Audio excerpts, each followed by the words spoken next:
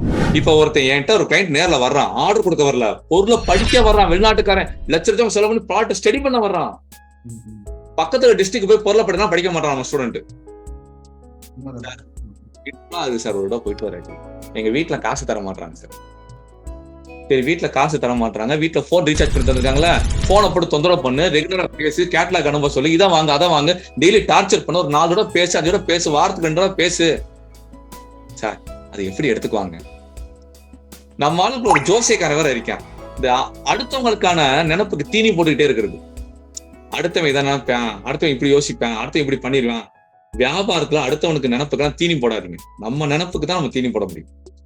நம்ம கேட்கணும் நினைச்சா கேட்டுருணும், அவன் பேசுறதா பேசிடணும்.